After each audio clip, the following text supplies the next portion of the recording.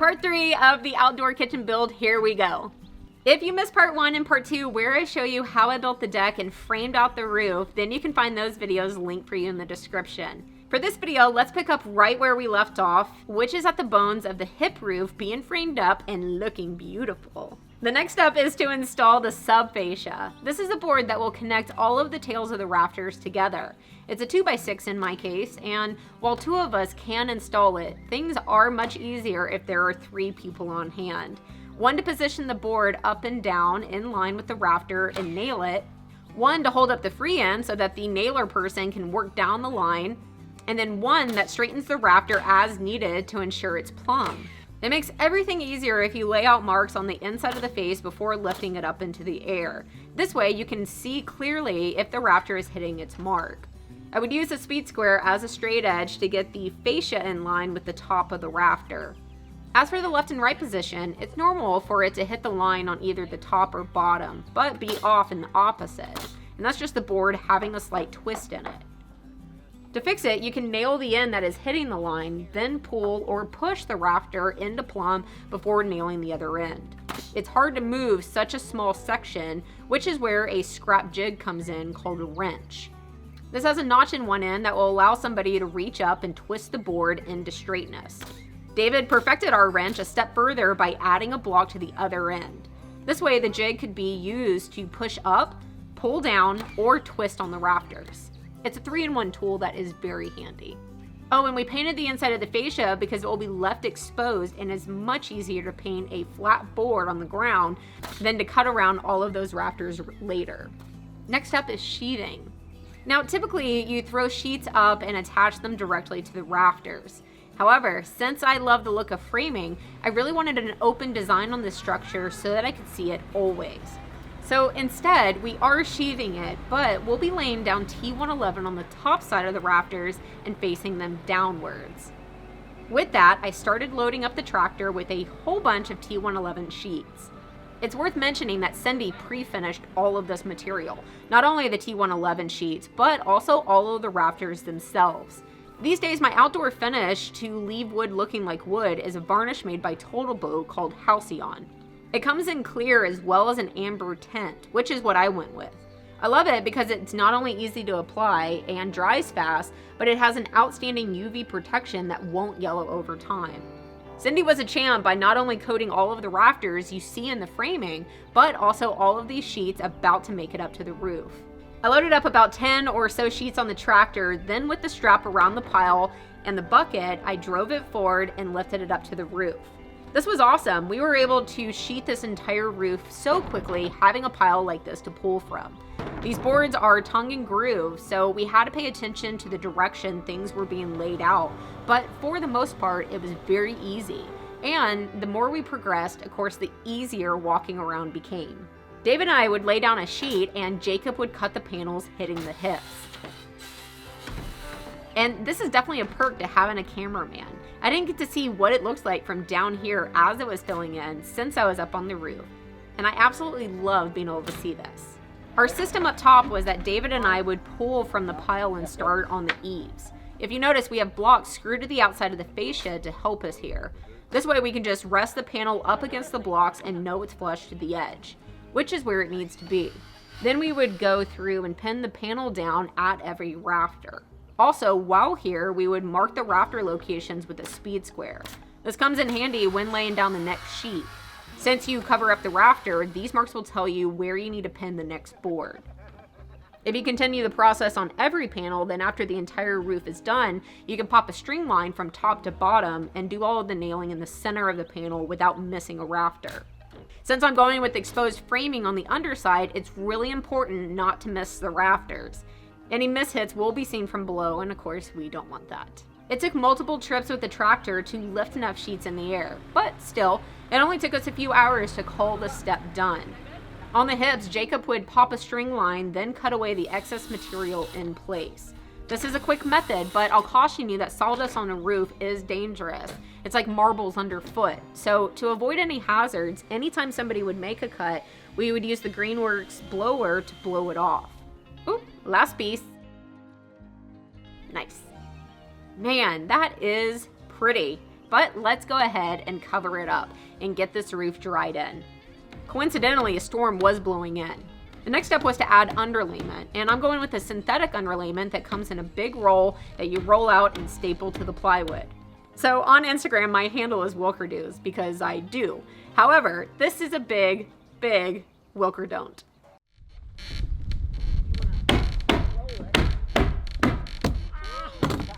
Oh my gosh.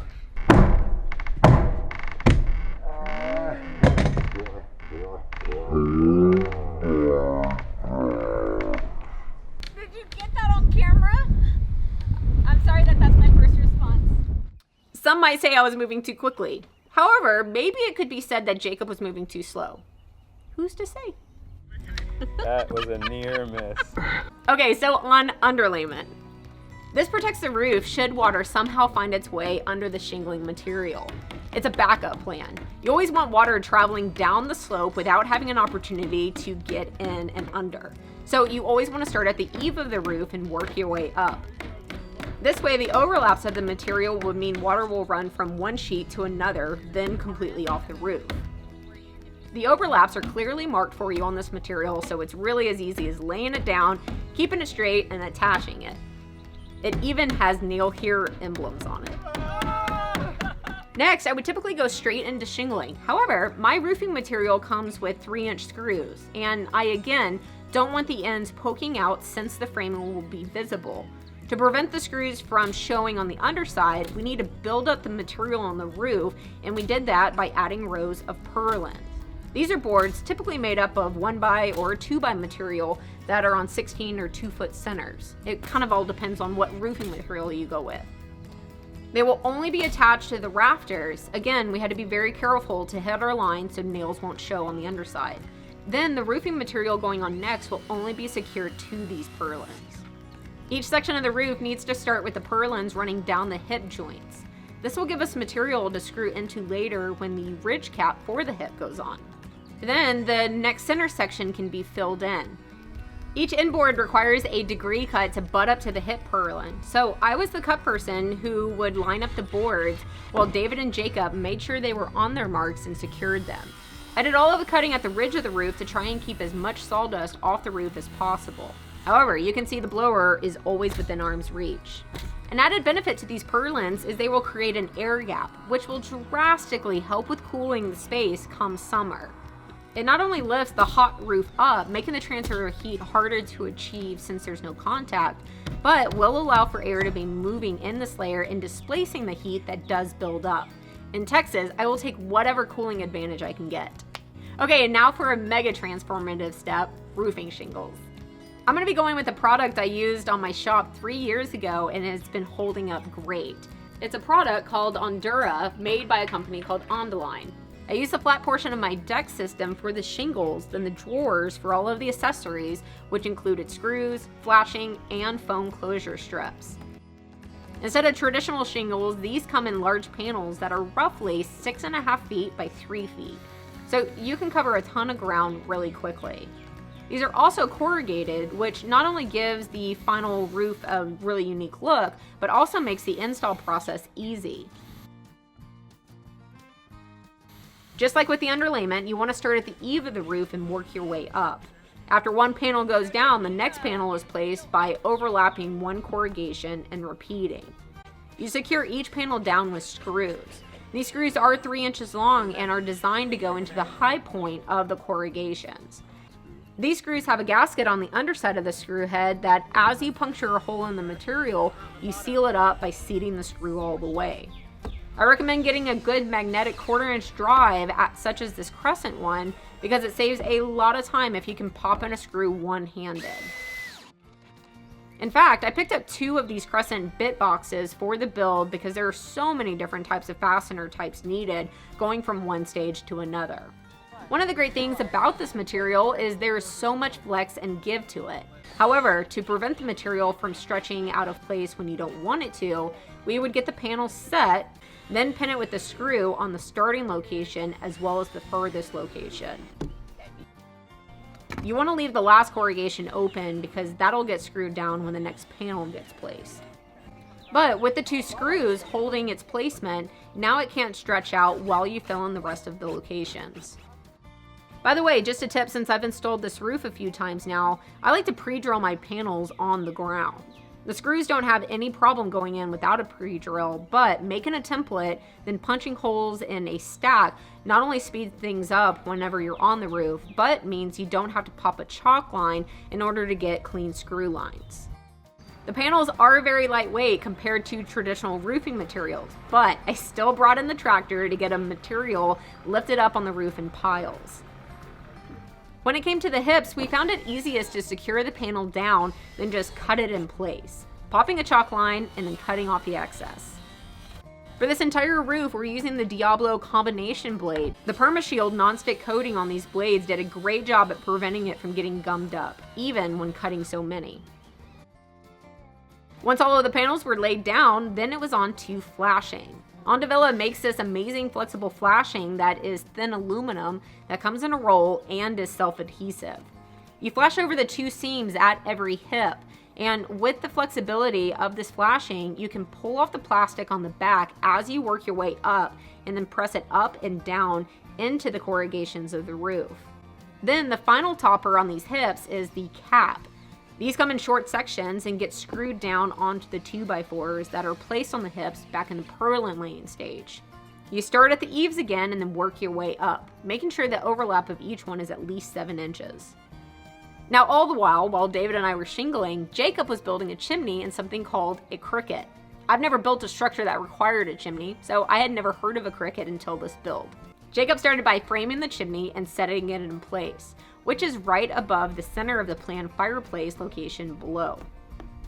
So the problem a chimney creates on a roof is it creates a valley for water to collect, this area here. What you have to do is build up the area to divert water out and away, then guide it off the roof completely without letting it touch raw wood in the process. You first start by building a flat area around the chimney called a pan. Jacob used cutoffs from the framing step to build his. You edge the pan with a small wall to create a border of sorts. Jacob used another flexible flashing material made by Underlayment, specifically made for this purpose. You can see he laid out strips of the flashing and made sure to hug it tightly to the edges and corners, going up and over the borders of the pan. Next, he built and installed the portion called a cricket. This is a bump out that will build up the valley portion and turn it into a 3D shape instead. Well, before cladding the cricket, he first drilled some holes to run the wiring. We'll be using the chimney area as a wire chase for a lot of the electrical later on, which means it will be hidden and keep the build looking sharp.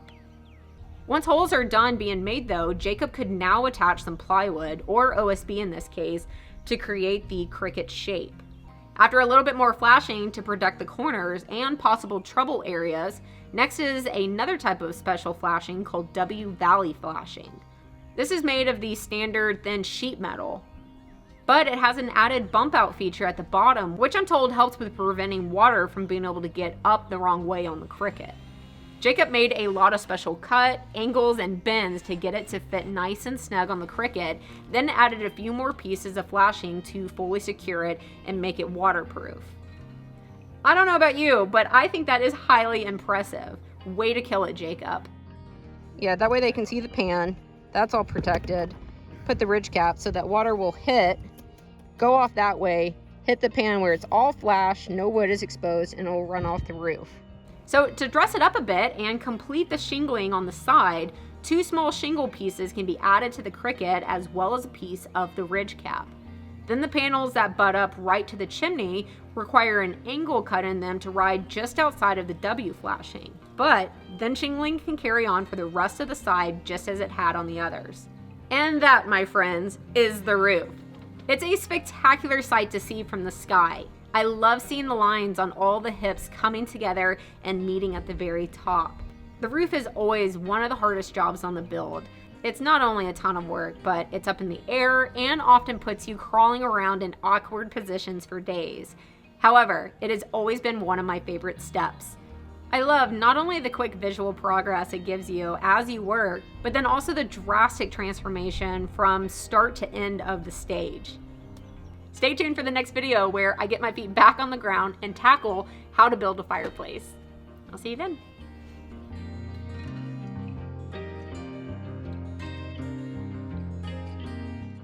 If you have been wanting to make a rocking chair, then I have templates for this design right here. Or if you go to my website, I have templates for tons of other projects as well.